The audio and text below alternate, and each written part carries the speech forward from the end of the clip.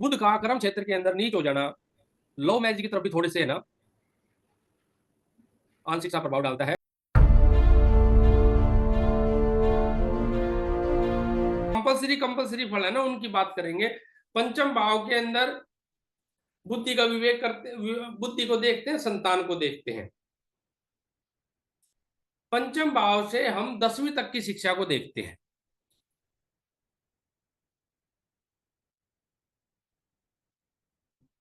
ठीक है, 10वीं के बाद की जो शिक्षा है वो फिर हम तीसरे भाव से ही देखते हैं, तीसरे भाव से ही देखते हैं। और मास्टर डिग्री को हम 11वें भाव से देखते हैं। ठीक है, तो शुरू की जो प्राथमिक शिक्षा है 10वीं तक की, पहले प्राइमरी बोला करते, 5वीं तक की हुआ करती, लेकिन अब 10वीं को भी प्राइमरी ही बोलते हैं हम। जो शुरू के 10 साल की शिक्षा है वो पंचम भाव से हम देखते हैं। ठीक है, संतान को देखा जाता है और आदमी की बुद्धि का भी इससे हम आकलन लगाते हैं। अगर पंचम ग्रह के अंदर, पंचम भाव के अंदर राहु का बैठना या केतु का बैठना, ये प्रमाणित करता है कि इस जातक को मिसकैरेज होगा ही होगा, क्योंकि राहु केतु का बैठना या राहु केतु का देखना ये बताएगा कि बच्चे की, संतान की कमी लाएगा। कन्फर्म बात है, इस बात में कोई दूर से दूर तक कोई डाउट नहीं, बिल्कुल प्रमाणित है। कोई ग्रह कहीं बैठा हो, किसी की कैसी शुभ दृष्टि हो, कुछ भी हो, लेकिन बिल्कुल डेफिनेटली है कि अगर यह राहु केतु बैठा है तो मिसकैरेज होना ही होना है, दूसरी कोई संभावना नहीं, हाँ, चाहे बिल्कुल कोई सही भी हो। बात है। बिल्कुल सही बात है गुरुजी। हाँ मेरे मैडम के राहु है 5वें भाव में, तो हाँ मिसकैरेज हाँ, हुआ था। miscarriage। मेरे पंचम में राहु ही है। मैं तब से यही सोच के हंस रहा हूँ। ऐसा है, मिसकैरेज की सिचुएशन आए हम तैयार हैं। ठीक है, ठीक है, ठीक हाँ है। ठीक है, वो शुभ दिन आए, उसको मिस होने से तो हम रोक देंगे, ऐसी बात नहीं है। ठीक है, छठे भाव की बात करें तो छठे भाव से देखते हैं छोटे मोटे रोग, शत्रु और स्मोकिंग को देखते हैं। अब स्मोकिंग के अंदर खाली बीड़ी सिगरेट ही आती है, बीड़ी सिगरेट हुक्का। स्मोकिंग के अंदर हम गांजे को नहीं लेंगे। ठीक है, यानी कि जो हाई लेवल के नशे हैं उसको हम छठे भाव में नहीं देखेंगे, खाली स्मोकिंग, बीड़ी सिगरेट को हम देखते हैं छठे भाव से। और छोटे मोटे शत्रु का विचार करते हैं, चोरी हो जाने का भी विचार करते हैं। और हल्के फुल्के जो रोग हैं, हल्के फुल्के रोग से क्या मतलब है, खांसी, जुकाम, बुखार, ठीक है, टाइफाइड, मलेरिया, ठीक है, या एक्सीडेंट हो जाना, ये सारी चीज हम छठे भाव से देखते हैं। यहाँ पे क्रूर ग्रह का बैठना, एक मंगल को छोड़ के और किसी भी क्रूर ग्रह का बैठना लाभदायक होता है, क्योंकि माइनस माइनस प्लस की सिचुएशन बन जाती है। ठीक है जी, बात आ जाते हैं सप्तम भाव की। सप्तम भाव से हम पार्टनर का विचार करते हैं, चाहे वो लाइफ पार्टनर है, चाहे वो हमारा बिजनेस पार्टनर है। दूसरा, सप्तम भाव से हम डेली इनकम को भी देखते हैं।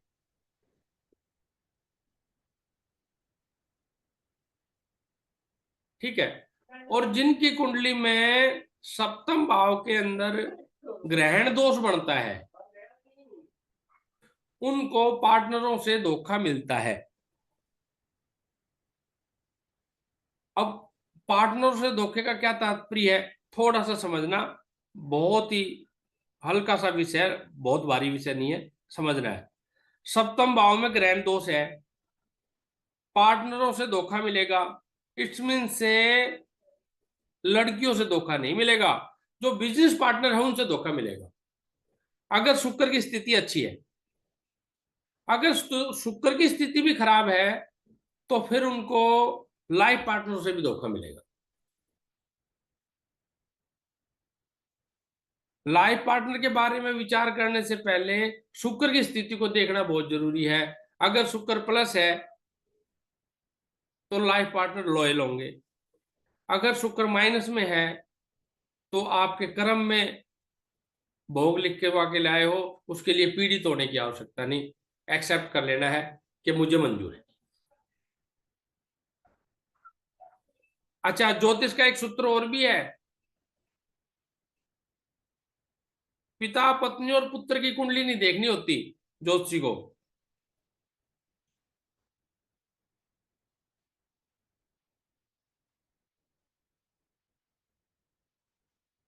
चंदन जी, इंद्रजीत जी, रितु, आप सब सुन पा रहे हैं मैं क्या बता रहा हूं?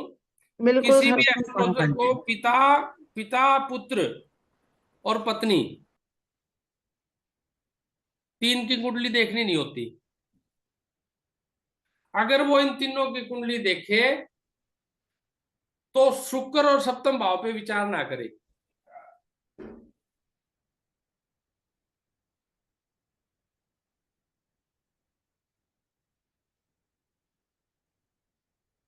ठीक है?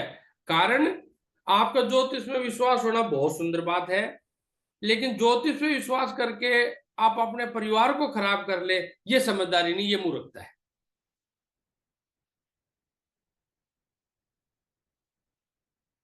मेरी बात को समझ पा रहे हैं आप सभी, मैं क्या कहना चाह रहा हूं? जी सर, समझ गए।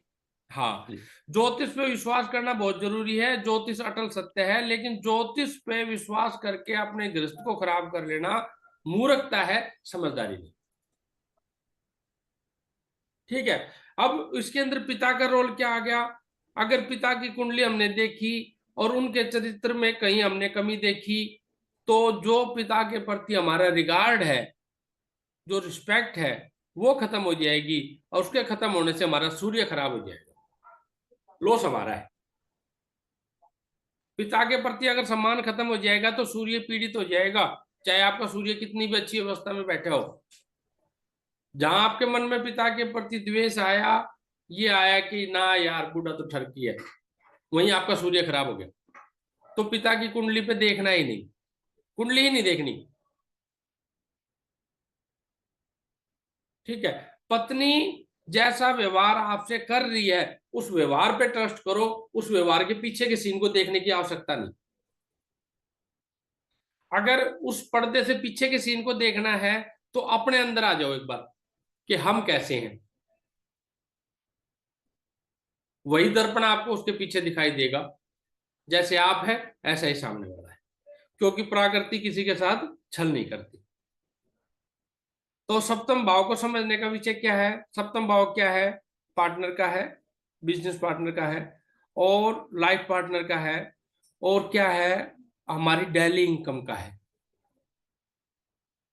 जिनका सप्तम भाव बहुत सुंदर होता है और वे गवर्नमेंट जॉब में होते हैं, तो भी वो क्या करेंगे, कुछ है ना साथ में काम चालू कर देंगे, क्योंकि जब सप्तम भाव बहुत अच्छा होगा तो पैसा रोज आएगा। ठीक है? तो सप्तम भाव हमारी डेली इनकम का भी है। अष्टम की बात करते हैं तो अष्टम से आयु का विचार करते हैं, अष्टम से मृत्यु का विचार करते हैं। ठीक है? अष्टम से असाध्य बीमारी का विचार करते हैं, जो लाइलाज बीमारी है, कैंसर है। ठीक है? अष्टम भाव से हम असाध्य बीमारी का, बहुत लंबे कर्जे का विचार करते हैं, 20 साल से 30 साल से ऊपर का जो कर्ज है उसका विचार इसी से करते हैं। नौवें भाव की बात करें तो नौवा क्या है? नौवा भाव है आपका भाग्य का। नौवें भाव से हायर एजुकेशन,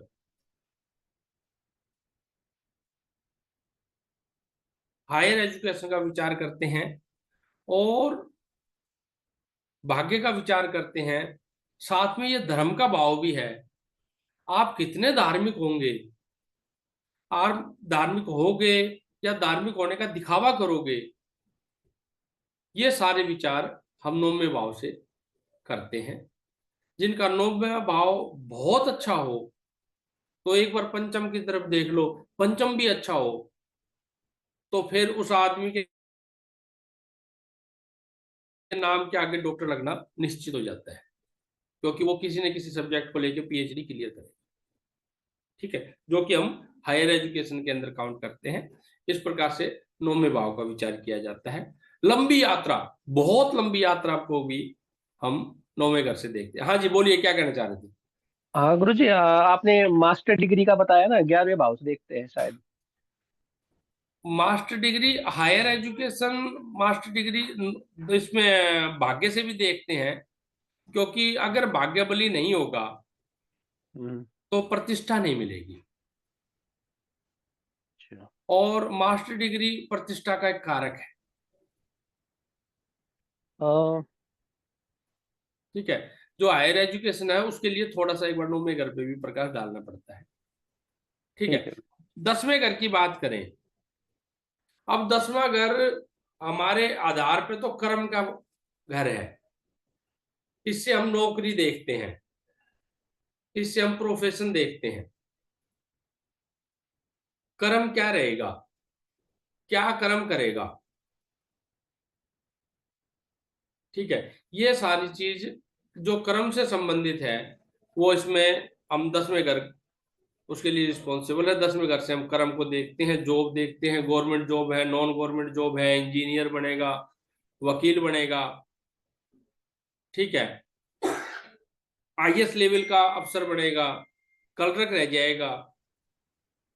गुरुजी, जैसा ग्रह है वैसा ही प्रोफेशन होगा उसका।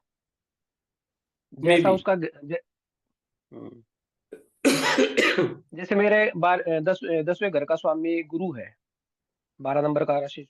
तो एस्ट्रोलॉजी के अंदर ही आता है ना, बृहस्पति। तो बैठे ज्ञान कौन है? संबंधित कार्य होता है। बुध बैठे हैं, नीच राशि का है गुरुजी।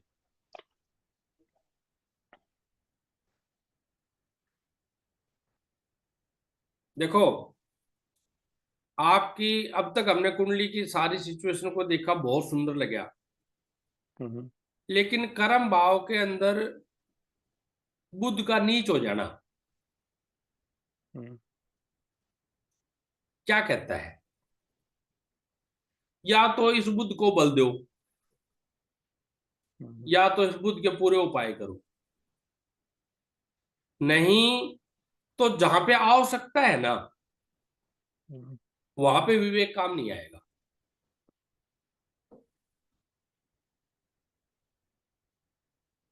आपका ज्ञान टपकता चलेगा, आप सारे संसार को ज्ञान दे दोगे, लेकिन जिस समय ज्ञान की आपको आवश्यकता है ना, उस समय आपके हम्म, कदम मूर्खता भरे हो जाएंगे। बुध का नीच होना इस बात को प्रमाणित करता है, कर्म भाव के। ठीक है, अब तक जीवन में अगर कुछ कार्य बिगड़े हैं ना, तो उसके लिए रिस्पॉन्सिबल आप अपने आप को स्वयं ही कहोगे, दूसरा रिस्पॉन्सिबल नहीं। ठीक है, और दशा महादशा की पूरा चार्ट अभी हमने आपका नहीं देखा, लेकिन बुध का कर्म क्षेत्र के अंदर नीच हो जाना लव मैरिज की तरफ भी थोड़े से है ना आंशिक सा प्रभाव डालता है। कैसी शादी करी आपने? अरेंज मैरिज करी? इंद्रजीत जी, अरेंज मैरिज थी, लव मैरिज थी? अरेंज मैरिज थी गुरुजी, अरेंज मैरिज। अरेंज मैरिज थी। कहीं लव मैरिज करने का विचार था? कोई आपकी एक्स रह चुकी है? ना गुरुजी, मैं इतना स्मार्ट नहीं हूँ मेरे। ऐसी कोई बात नहीं। अच्छा उसका गुरुदेव, एक चीज सवाल है। हाँ हम जी, हाँ जैसे जी। बोलते हैं यहाँ पे कि वो ग्रह उच्च का है, नीच का है, तो हम वो हाँ, ग्रहों की डिग्री के हिसाब से ये चीज बोलते हैं कि नहीं वो नहीं, ग्रह। राशि, जिस राशि में वो भ्रमण कर रहा है उस राशि के आधार पे हम उस बात को क्लियर करते हैं। एक एग्जाम्पल के साथ आप बता एग्जाम्पल के दो। साथ, जैसे गुरु जहां पे बैठा है और वहां पे 4 नंबर लिखा हुआ है, इसका मतलब कर्क राशि का गुरु है वो। कर्क राशि में गुरु उच्च के हो जाते हैं। कर्क राशि में गुरु उच्च के हो जाते हैं। हमने ऊंच नीच का चार्ट आपको है ना उसके अंदर भेजा है, हमारे जो नोट्स है। नीच में जो, अच्छा ठीक है, हाँ, मैं वहां से देखता हूँ। ऊंच नीच का चार्ट भेजा है ना। हाँ, आप उसमें देख लें और ठीक उसको है। याद कर लें।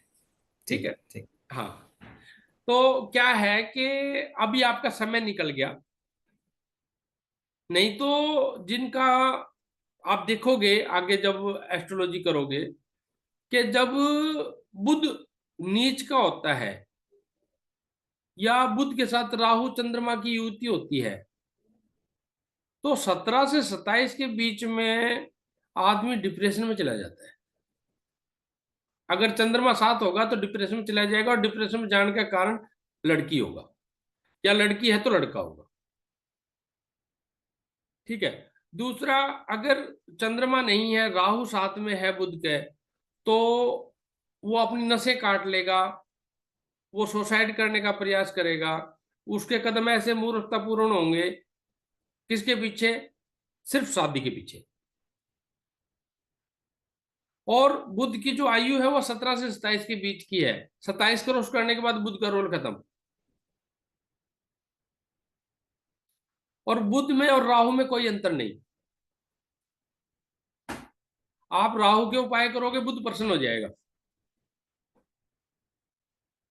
ये कॉम्बो है।